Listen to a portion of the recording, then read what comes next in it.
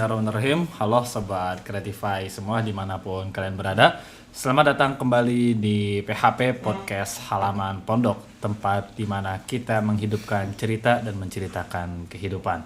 Oke teman-teman semua, di episode kali ini kita sudah bersama dengan salah satu narasumber yang luar biasa. Dia adalah santri di Madrasah Aliyah Al-Azhar. Ya, sekarang lagi di kelas 11 dan uniknya nih, fun fact ya, sebelum kita mulai ke narasumber, dia ini sekarang jadi ketua OSIMA atau bahasa lain itu ketua OSIS di MA Al-Azhar, Masya Allah. Nah, nanti kalau kita penasaran apa sih OSIMA itu, ada apa aja, dan dia di OSIS tuh ngapain aja sih? Apakah dia cuma pengen jual nama jadi ketua doang, atau dia itu melakukan gebrakan-gebrakan atau gimana ya? Nanti kita tanya-tanya. Sudah bersama kita Muhammad Zafran Habibi. Masya Allah. Gimana kabarnya Zafran? Alhamdulillah baik. Alhamdulillah sehat ya? Alhamdulillah sehat. Santai aja, santai. Kalem aja kayak ngobrol biasa, oke? Iya biasa. Oke, Zafran. Fran, mulai dari sederhana tuh. Coba perkenalkan diri. Ya. Perkenalkan, nama ana Muhammad Zafran Habibi, lahir di Jakarta tanggal 5 Maret tahun 2008. 2008. Oke, Fran. Berarti sekarang tinggal di Tinggalnya di Depok. Sawangan. Depok Sawangan. Sawangan. Oke, Fran. Tinggal kan di Depok Sawangan nih. Ya. Boleh diceritain nggak awal mula kok bisa ketemu Al-Azhar itu gimana kok sampai akhirnya bisa jadi santri di sini? Jadi waktu itu baru bangun tidur. Terus Detail banget. Terus, Oke, lanjut. terus katanya mau jalan-jalan. Ya udah siap-siap. Oke. Terus pas di jalan bingung tuh, jalannya kampungan tuh, kanan kiri rumah semua tuh. Terus pas ditanya, "Bun, mau kemana?" Mau nyari sekolah kamu lah. Nah, gitu tuh. Terus masuk ke Al-Azhar.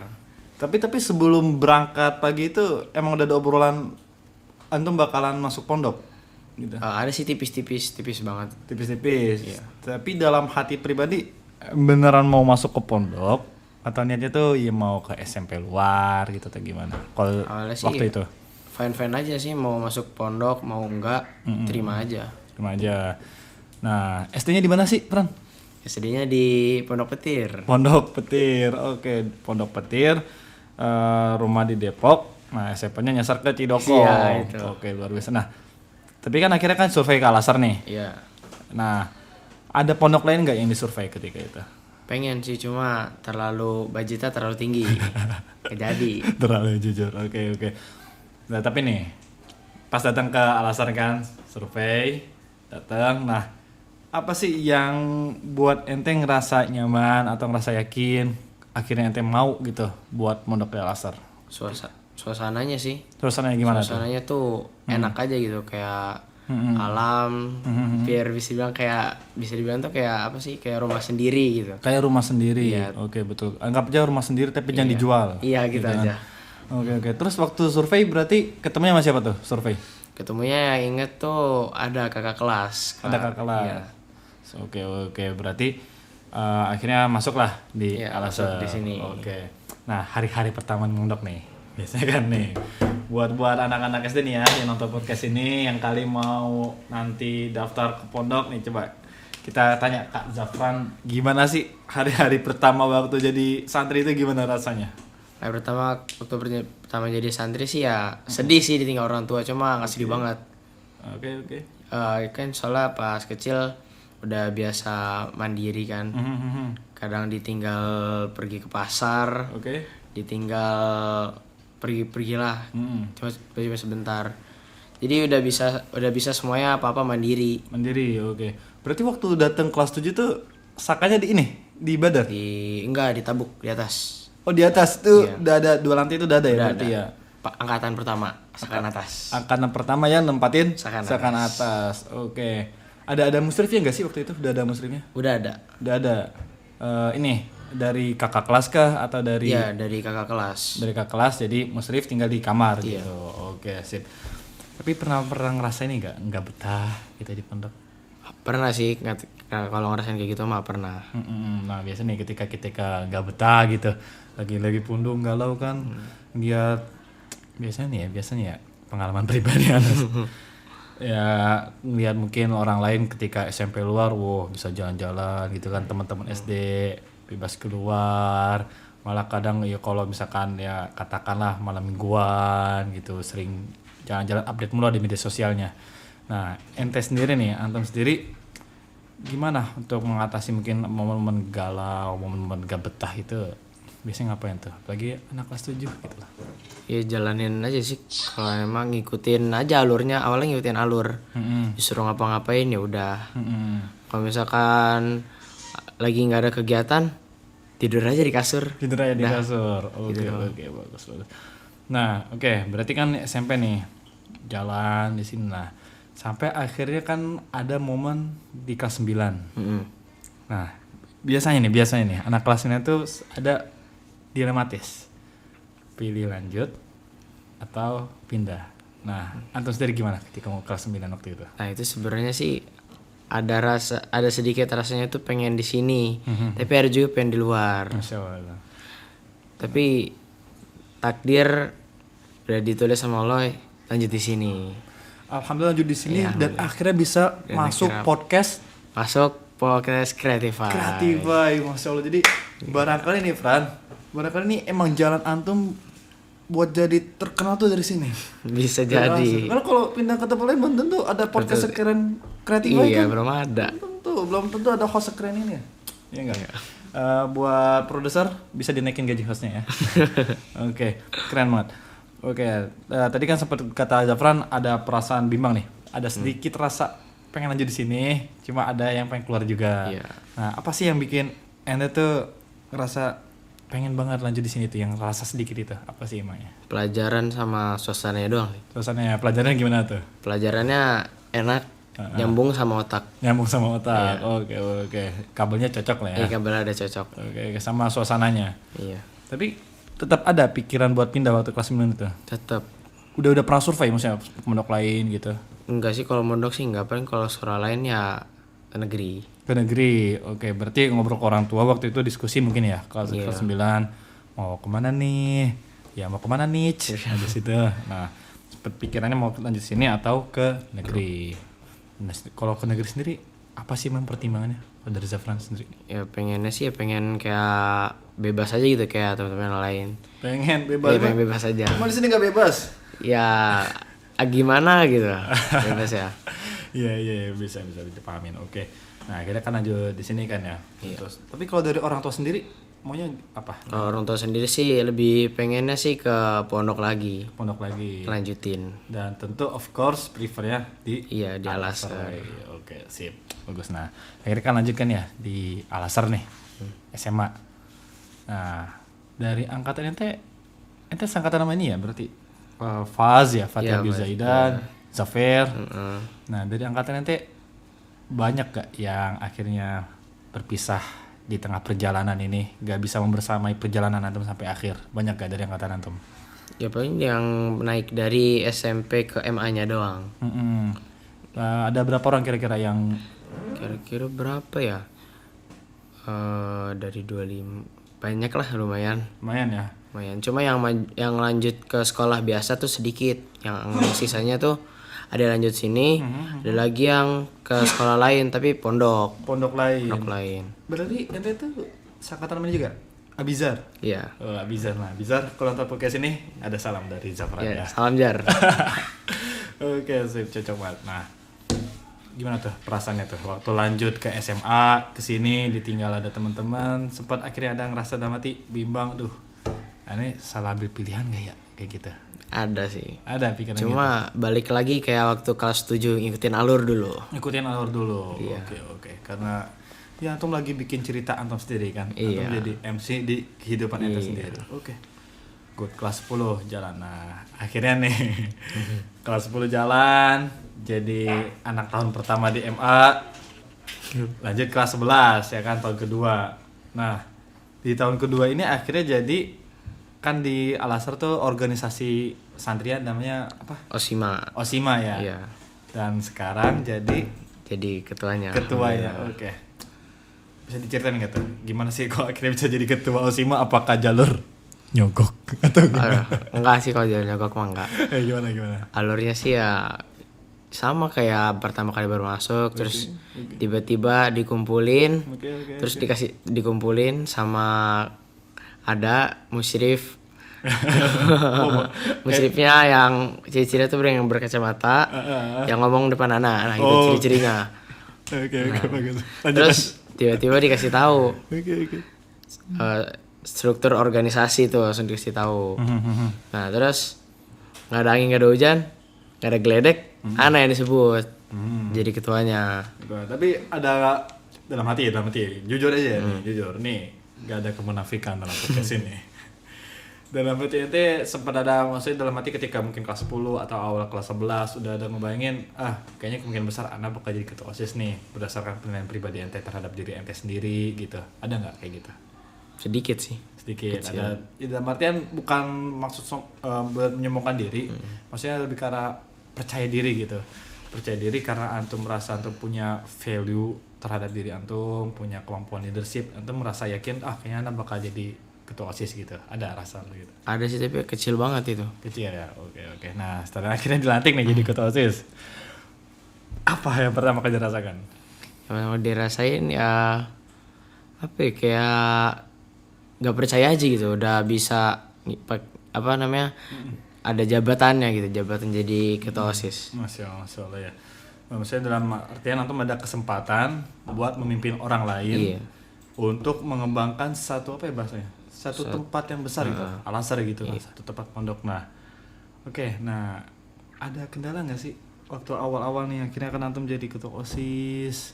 Mungkin ada kendala teman-teman ente, mungkin ada yang tanda kutip mungkin memberontak gitu, apakah ada mungkin teman antum yang dia itu saingan sama antum menjadi ketua OSIS tapi dia nggak terpilih akhirnya nyantet antum gitu? Kayak gitu mah pasti ada. Cuma dinasihatin, suruh terima apa yang udah dikasih, yang udah dipilih sama ustadz-ustadznya. Ya udah mereka terima aja. Oke, bagus banget. Nah, kendala-kendalanya apa tuh? Selain itu ada nggak kira-kira kendala lain dalam antum menjalankan OSIMA ini? Ada kendala, kalau tadi kan mungkin secara personil, mungkin ada kendala antum dalam ide-ide atau gimana gitu, ada kendala lain nggak? Enggak ada sih kendala gitu. Ya, lancar-lancar aja. Lancar, alhamdulillah. Lancar. Tapi kalau dalam visi antum sendiri nih Ran, antum mau bawa OSIMA ini kira-kira jadi organisasi yang kayak gimana? Apa yang ingin antum bahasnya dengan OSIMA ini yang antum merasa ini loh yang harus kita berikan ke pondok karena kita diberi kepercayaan ini? Apa visi antum gitu dengan OSIMA ini? Pengen melebihi yang OSIMA yang dulu-dulu. Masya Allah, bagus banget. Melebihi dalam contoh gimana dalam artian gimana? Melebihi dalam semua aspek. Misal dalam keterlambatan sholat? Jangan. Jangan yang itu dong, itu aduh. Ya contoh dong, kan itu salah paham. Contoh apa ya, kayak misalkan apa sih itu? Contohnya yang baik-baik lah, kayak misalkan mengikuti peraturan sekolah, peraturan pondok. Oke. Terus nggak ada yang ngelanggar. Masuk dalam prestasi juga. Iya, prestasi. Oke, bagus banget.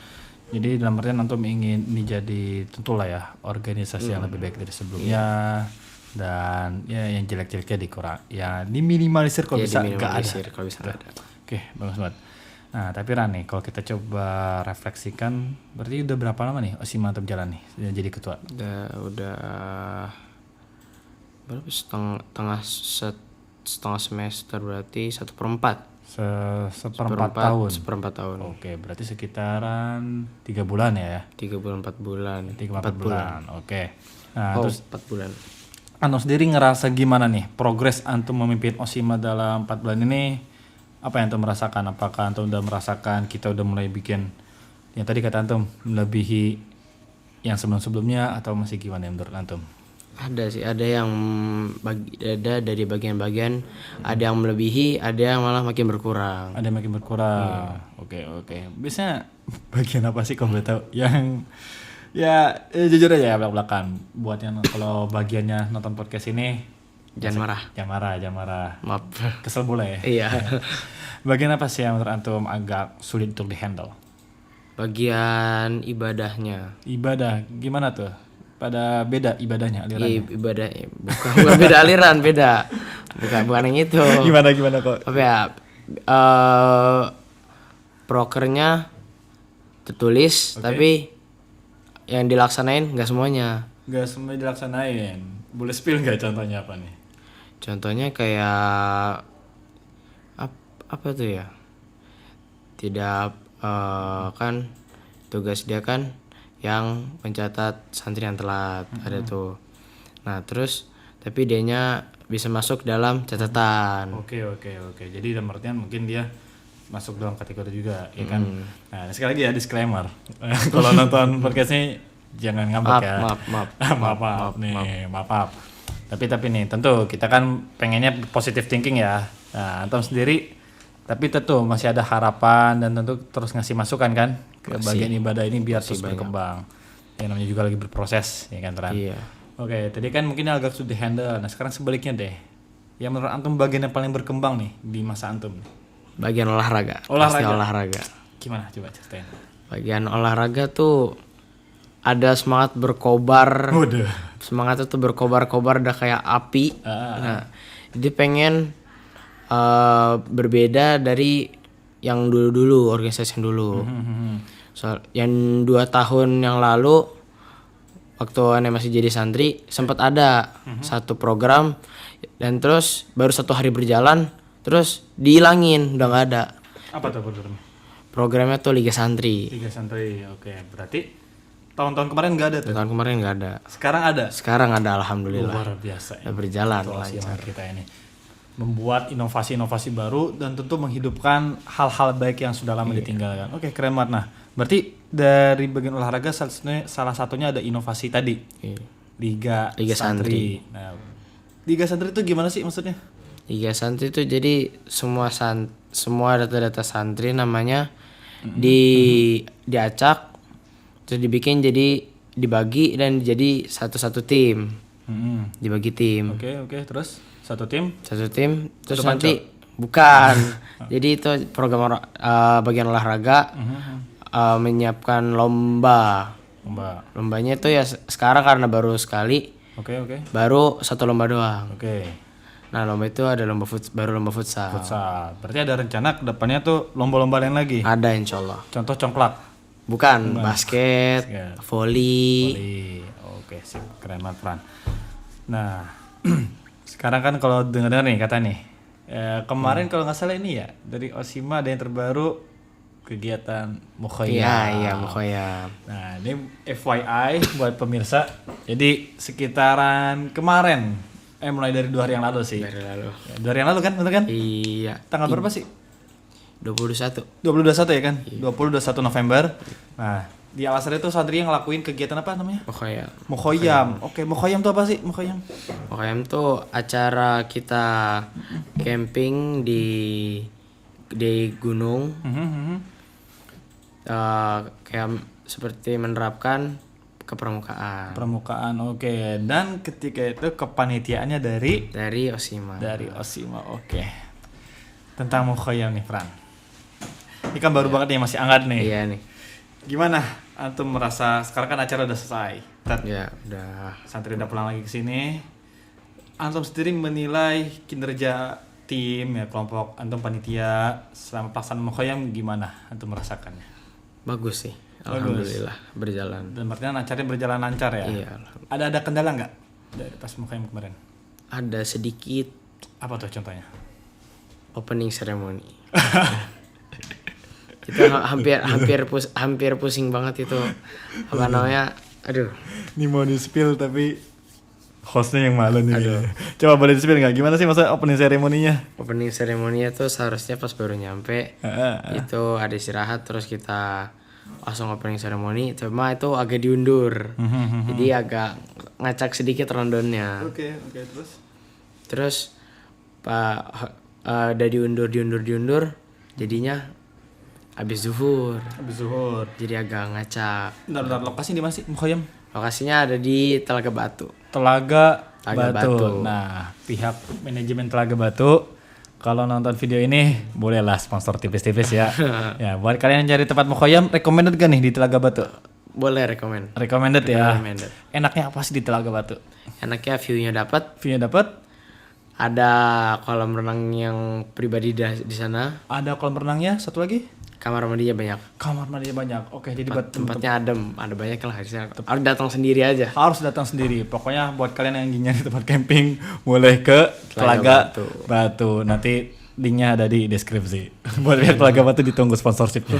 Oke, balik lagi ke opening ceremony. Gimana tadi lanjut? Jadi akhirnya dipindah ke siang. Siang. Harusnya di jam berapa harusnya? Harusnya sih di jam 10. Jam 10 harusnya. Tapi akhirnya ke siang. Oke, terus udah siang nih.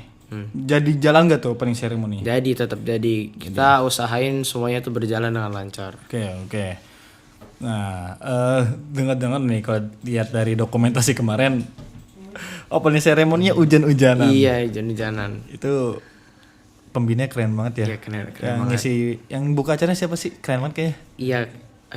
Boleh di-spill nggak namanya siapa? Di-spill Sedafa. Sedafa. Iya. Diamplopin berapa sih kemarin? Merah. FYI 2M kemarin Iya. yang makasih Mas. Iya, makasih Mas. Makasih Mas. Oke, keren banget. Nah, terus jalankan mukhoyam rangkaian 2 hari nih. Cara ada apa aja sih di 2 hari itu santri di mukhoyam? Ada yel-yel, 1, 2 ke pramukaan, 3 ada games, Oke. 4 ada outbound. Outbound. Oke. Jadi 2 hari itu full mereka kegiatan ya. Iya. Oke, nah tapi Seran nih. Kalau boleh tahu, sebelumnya nanti ada pengalaman kepanitiaan gitu nggak sebelumnya? Sebelumnya ada sih, cuma di tahun yang sebelumnya, tapi itu cuma 1 hari. 1 hari apa tuh? 1 hari, jadi paginya datang, sorenya udah pulang. Soalnya udah pulang, jadi cepet gitu ya. Iya. Dan ketika itu posisinya ente juga bukan jadi ketua. Bukan. Jadi dalam mungkin ini acara pertama yang cukup lama dan bawa orang banyak keluar dan ente jadi ketuanya gitu kan. What do you feel? Apa yang ente merasakan dengan tanggung jawab sebesar itu? Ya apalagi kan ini bawa anak orang 80 loh. 80 ke Telaga Batu yang kolamnya 3 meter. 3 lebih meter. ya. Itu kalau anaknya kelelep ente yang gini. Gimana tuh ente rasain ya teh jadi ketua? Rasanya sih pertama tuh kayak nggak percaya gitu. Ternyata alhamdulillah bisa. Alhamdulillah bisa. Awalnya sempat meragukan diri sendiri. Iya. Oke. Tapi Fran, kalau jujur nih, selama ini kan udah 3 bulan mungkin ente megang kepemimpinan, leadership, berkecimpung di dunia organisasi. Antum merasa nggak? Antum tuh punya potensi di bidang kepemimpinan. Dalam artian ente merasa cocok untuk memimpin sebuah tim, cocok memimpin acara. Antum mulai merasakan ada benih-benih itu nggak dalam diri antum? Ada. Berarti ada minat ke depannya nih nyalek jadi DPR. Aduh, enggak, itu up dulu. Up dulu. Kirain Urusan umat enggak, up dulu. Oke, keren. Tapi Fran, masih tetap mukhoyam nih, ya dari 2 hari kemarin lah. Kalau bisa di spill apa sih mungkin satu pelajaran paling berharga yang antum ambil dari kegiatan mukhoyam kemarin tuh? Jangan ambil dari poinnya sih kebersamaan. Gimana tuh kebersamaan? Jadi tuh kita tuh kayak langsung ngumpul gitu. Apa ya, kayak gimana ya, menanggapi kebersamaan tuh susah untuk diucapkan tapi bisa dirasakan. Masya Allah. Jadi emang sesuatu yang beda. Gak bisa diceritakan dengan kata-kata ya bisa. Kan? Harus dirasakan. Iya, harus dirasakan. Ketika kita punya rasa ke orang lain ya kan. Iya. Buat dia yang tinggal di Tajur Halang dan nonton. aduh. Nggak ikut Kak. Nggak ikut ya, yang hostnya doang. jangan dikat. Oke. Fran, kembali lagi ke Al-Azhar. Nah, kan itu udah kelas 11 nih. Udah ada bayangan belum setelah lulus mau kemana? Apakah mau langsung kerja kah? Atau mau kuliah atau gimana? Pengen sih kuliah. Kuliah di mana nih? Kuliah sih rencana sih di Universitas Negeri di Indonesia. Di Indonesia. Mau jurusan apa sih minatnya? Jurusan akuntansi. Akuntansi. Masya Allah. Jurusan akuntansi. Iya. Kan nanti ikutnya sini cooking class, nggak niat tata boga gitu. Nah itu mungkin ke jalur lain. Ke jalur lain. Oke, tapi masih aktif kan cooking class sampai sekarang? Ya. Oh. FYI buat pemirsa semua, Zafran ini paket lengkap. Udah leadershipnya bagus, jago masak lagi. Kalau kata Umur Rara, cowok yang jago masak kegantengannya naik berapa? Naik 100%. 100%. Oke. Keren banget. Oke, Zafran. Mungkin terakhir. Ada menurut antum nih. Apalagi sekarang udah lama antum di Al-Azhar kan, udah kelas 11. Apa kesan antum selama tinggal di sini? Sama mondok di sini belajar ya. Mungkin berantum kesannya gimana? Apakah nyaman atau gimana? Coba boleh nggak di-spill? Apa ya, di sini ya kayak tadi nggak bisa kata harus dirasakan. Harus dirasakan Ya. Soalnya beda banget. Beda banget. Contoh yang paling beda di Al-Azhar apa sih? Yang menurut antum kayak pondok lain mah nggak punya nih, cuma Al-Azhar doang. Waktu luang. Gimana tuh? Saking luangnya bisa nge-podcast dulu ya. Iya. Waktu luangnya tuh kayak banyak, jadi santri tuh kayak bisa ngerasain apa ini pondoknya tuh kayak punya sendiri. Betul. Kayak bisa ngerasain sendiri. Betul. Jadi serasa tinggal di Rumah sendiri. Oke. Nah, terus antum punya ini nggak? Mungkin saran, masukan, ya pesan lah untuk pesantren Al-Azhar supaya kedepannya itu berkembang lebih baik harus gimana menurut antum? Semoga sih coba bisa doa aja. Mungkin kalau insya Allah mungkin kalau ada rezeki bisa ikut ikut pemasukan. Masya Allah. Ya, semoga bisa menjadi pondok yang para asatid mau. Masya Allah, keren banget. Dia tetap dalam jalur visi misinya kan sebagai pondok karakter. Iya. Yang mengembangkan pendidikan santri itu ya dengan paradigma semua santri itu cerdas. Iya. Tapi kecerdasannya kan berbeda-beda, ya kan. Dan itu mungkin salah satu hal yang unik yang ada di pesantren Al-Azhar. Oke. Zafran, terima kasih banyak buat cerita-ceritanya di malam hari ini. Sukses selalu. Ya. Dan jangan lupa nanti kalau udah lulus, kalau nyalon jadi bupati. Ada lagi kirim-kirim ya. Oke, Zafran, terima kasih ya. Ya. Oke. Pemirsa semua, itu dia untuk pembicaraan kita pada hari ini. Terus pantengin Creatify untuk update konten-konten PHP berikutnya dan mendapatkan manfaat dan inspirasi yang beragam dari konten-konten kami. Insya Allah kita akan update lagi pada kesempatan-kesempatan berikutnya. Ini ya tetap stay tune di Creatify dan jangan lupa untuk nyalakan notifikasinya setelah subscribe.